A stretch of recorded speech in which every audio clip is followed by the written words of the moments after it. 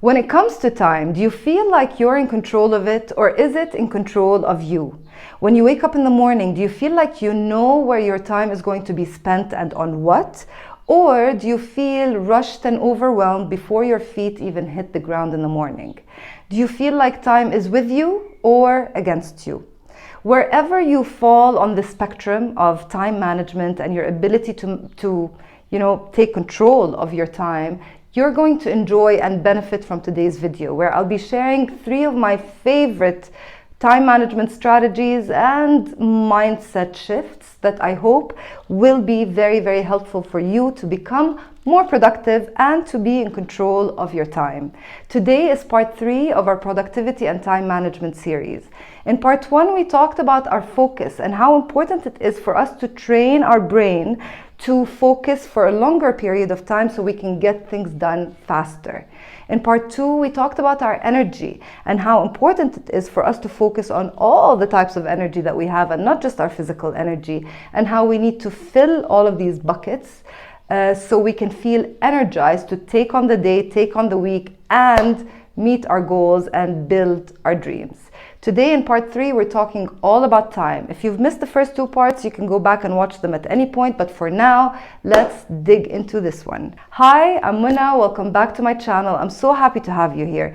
If you're new here, please subscribe to the channel. You will help me grow, you will help me reach more people, and you will be notified every time I release a new video like this one. You know the person I was talking about earlier, the one who felt rushed and overwhelmed before the day even started? That person used to be me. That person used to wake up in the morning and feel like there isn't enough hours in the day to get all of the things that she needed to get done. It's hard to stay with the third person, so I'm just going to talk about me. I used to wake up feeling anxious before anything even started. I felt like I was always behind, although in reality, I really wasn't. Work-wise, everything was being done, deadlines were being met, I was doing what I needed to do for my family, I was showing up for my friends, but the feeling I had inside was that I'm constantly rushing. So today in this video, I want to talk to you about my favorite strategies that have helped me get out of this feeling of rush. Some of them are tactics and some are mindset. I think everything is mindset at the end of the day, because you can learn the best strategy in the world, but if you don't believe that you can do it, and if you don't believe in the principle behind it, then that strategy will be useless to you. And that's what I want to start with. I want to start with the idea that sometimes we read books and we take courses and we get coached by people and we learn a process, or we learn a hack, or we learn a tactic, and then we go take it as it is and try to apply it into our lives. And sometimes, most of the time, it doesn't work exactly like the author said it would. And what happens next? We feel like we failed, that there's something wrong with me, that there's something wrong with my life. I mean, this tool has worked for him, but it doesn't work for me. And sometimes we end up giving up on that tool altogether. And what I want to invite you to do, and what I've done for myself, and that shifted everything, is I stopped taking these things that I'm learning from the experts as the Bible. Like, this is how it's done, 1B. Look at that. A, B, or 1, 2, however you want to do it. That this is the exact process and this is how you need to follow it. Because that person who came up with the process has a different kind of life and has a different set of priorities and has a different set of skills and a different personality. So what I want to invite you to do is, as you're listening to the 3 strategies I'm about to share, and as you listen to other people talking about these things or read books about these things, always remember that you are unique and your life is unique and your needs are unique. So you can take these strategies and understand the concept behind them and then make them into your own, which is what I've done with the strategies I'm going to share with you today. Starting with strategy number 1, and it's task batching. What does that mean? Have you ever heard the word batching? The first time I heard it, the first thought that came to mind was batching cookies. Isn't this what they do? Like, you batch the cookie. I don't cook. I cook a little bit, but definitely don't bake. So I don't know much about that. But I know that you do everything that you need to do to get the cookies ready, and then you batch them together. You cook them together, or you follow certain steps. But that was the image that came to mind when I first heard of the word batching. Batching tasks means choosing tasks that fit kind of under the same umbrella, that require the same type of focus or the same type of skill to get done. So I'll give you examples, because I think in theory it might not be as clear. And I'll give you an example from my life and look at how that might fit yours. I'll show you a before and an after. Before I understood time batching, which I'll explain more about it in a second, before I understood that, I would, for example, when it comes to social media, I would take a picture. This is back in the day when Instagram was all about beautiful pictures. But I would take a picture and then write the caption for that, and then write the hashtags for that, and then post it. And then the next day, I would take another picture and do the same thing again and again. And I was doing the same for other things that I was doing, like videos. I've been on YouTube for years, but I only started being super active and more organized in the past, I don't know, now it's been 3 months of not skipping one Tuesday without a video. But back in the day, I used to make videos. You can go and watch them. They're funny, and I'm actually very proud of myself for those old videos that you can check out on the channel. But back then, I would sit down and come up with an idea for a video, and then write whatever, like the script or the bullet points that I have, and then shoot the video, and then edit the video. You get it. I would do one thing at a time and get it done. But it would take literally the whole day to get one video out, or one post, proper post out with the captions and everything. With task batching, what I do now is I batch all of the tasks that look alike, that require me to do kind of the same thing at the same time. So for example, it's 1 o'clock right now, and I'm on my second YouTube video shoot of the day. In the past, I would have done one, and then I would have gone and edited that and uploaded it and scheduled and done all of the things. But now what I do is I shoot all of my videos in one day, up to 3 or 4, depending on how good I feel in the process. And then I take one day or one morning to edit them all at the same time. Why does this work better? Because your brain has different parts, right? There's the left side of the brain, the right side of the brain, the part that is more logical and more organized, and we have the part that's more creative and more flowy. We also have our feminine energy and our masculine energy. Regardless of what your gender is, you have both of these things at the same time. And some tasks require the feminine energy and the right brain, and other tasks require the left brain. So if you are in the middle of writing an article or a blog, you might be needing the right side of your brain. So once you start writing that blog, you're in that section and you're in that flow where your creative juices are flowing. If you then write one paragraph or one page and stop and go to do something else, you're switching context, you're switching parts of the brain, and you're slowing yourself down. So my suggestion, anything that requires writing, maybe we even can categorize them even more. Creative writing, we batch them together. Technical writing, we batch them together.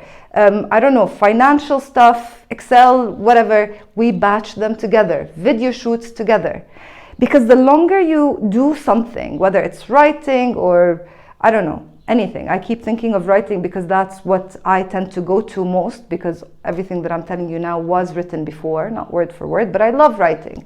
When it comes to writing, you've experienced this in the past. The first draft sucks. I mean, I'm sorry, but it's the truth.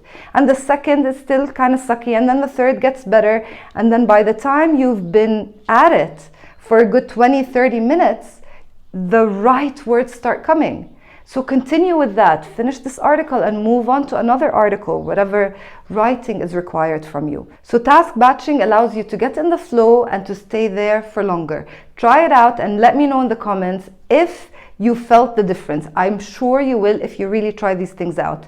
Which brings me to a really important point. I hope with all of these videos that I'm sharing with you, you're not just listening.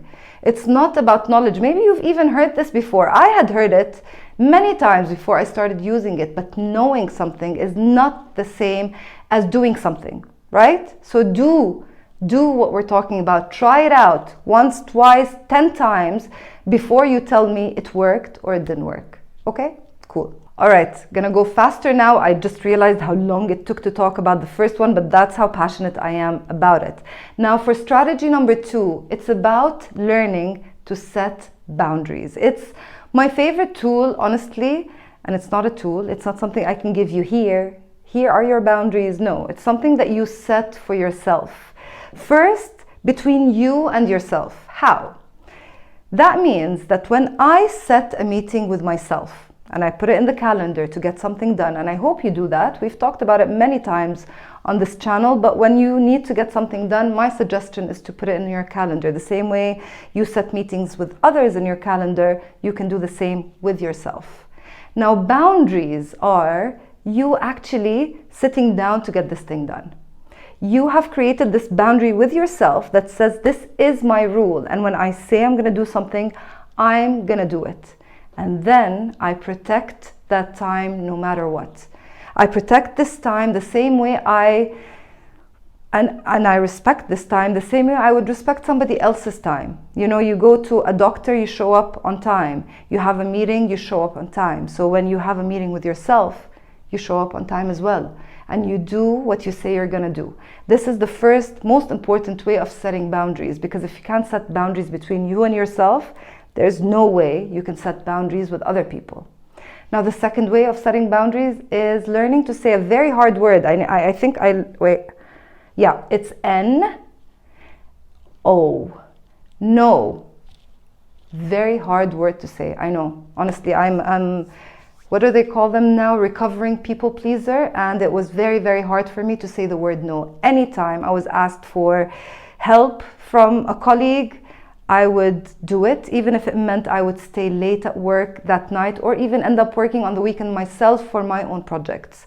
I would jump up and help any friend who said they're moving houses or somebody who needs a babysitter or whatever. I would always say yes, yes, yes. And when I started my own business, this bled into my business as well, because anytime I was asked to do anything, and initially I thought everything was important. So somebody would ask me to talk to them about something or to do an interview or give a talk at a school, I always said yes. I kept piling up all of these things and then thinking, oh my God, the problem is the things, not the problem is me saying yes to these things. What I learned, and what I hope you are learning, is that every time we say yes to something, we're saying no to something else. So when your colleague comes and says, can you please help me with this one small thing? I'm not saying always say no. I'm saying take a pause and think, when I say yes to him, what am I saying no to? Did I plan on leaving the office today at 4 p.m. sharp? And now this is going to delay me by half an hour. So I am saying no to this extra half hour, whether it's with myself, with my kids, to go to the gym, whatever it is. And then if that feels okay, if this yes is fine with my no or whatever, you know what I mean, then you say yes. But if the answer is no, then the answer should be no. I know I was joking earlier, it is a hard word to say for real, because, especially for us women, because we've been taught to be agreeable and to be helpful and to be generous with everything, including our time.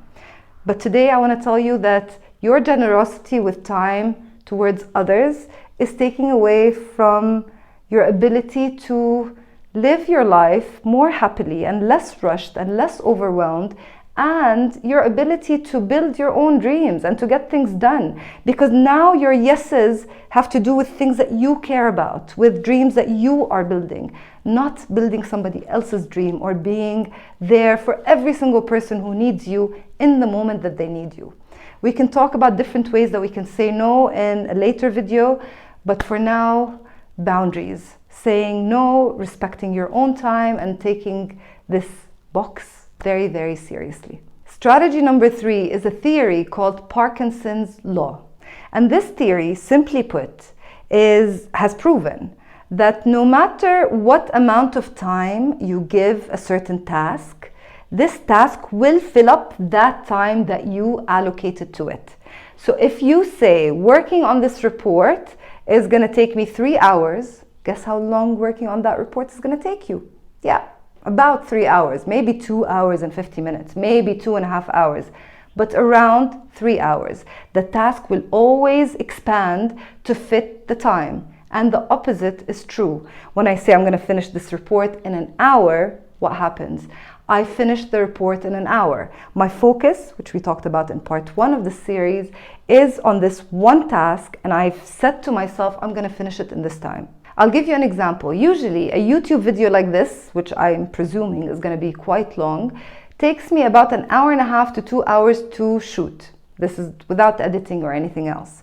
But today, because I'm on my second video, I'm running a little bit out of time. So I took a break at 12:30. And then I said by 12:45, I'm going to come back and I'm going to finish the second video within an hour. It's now 1:20, which means it's less than an hour, and we're already on point number 3, which means the video is about to be completed. What happened? What happened is I gave myself a deadline. I have to go get my daughter from school. I don't have time to do this later. If I do the video shoot in the afternoon, the shadow and the lighting will be different, and it doesn't work to shoot half of it in the morning and half of it in the afternoon. It has to go all in one shot. You don't need all of these details. You just need to know that the amount of time you say you need to complete a task will be the amount of time you need to complete it. So how about you start squeezing yourself a little bit? Squeeze it. Those 3 hours can be done in an hour, I promise you, especially if you've watched so many of my videos where we talk about focus, where we talk about procrastination, where we talk about different ways that can help you stay focused on one thing at a time. I promise you, when you shorten the time you expect yourself to get something done, you will get it done. We've all been there when you have a test back in the day, the next day, or a paper due to your professor, somehow gets done like 5 minutes before the deadline. Why? Because we work well with deadlines. So change your deadlines and follow this cool Parkinson's law.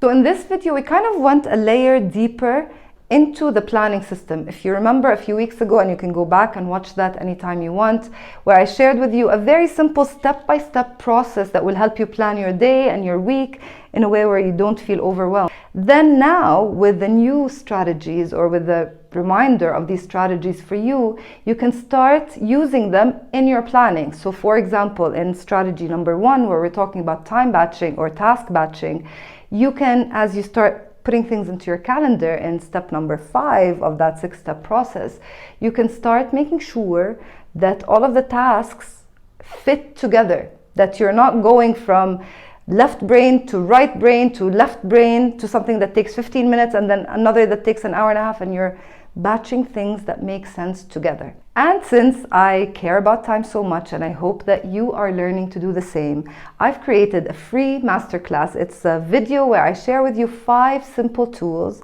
that will help you save hours every single week. If you just take one of them, I promise you, you will find yourself with extra hours on your hand that you can use however you want, now that you are learning and remembering that time is one of the most special resources that we have, and that you can make the time for the things that matter most. It's never about finding the time. You won't find the time. You'll always be busy. But to make the time for things that matter to you, I hope this free masterclass can help you find those pockets of time to do what really matters. Thank you for your time and for being here with me until the very end. I appreciate you, and I'll see you in the next video.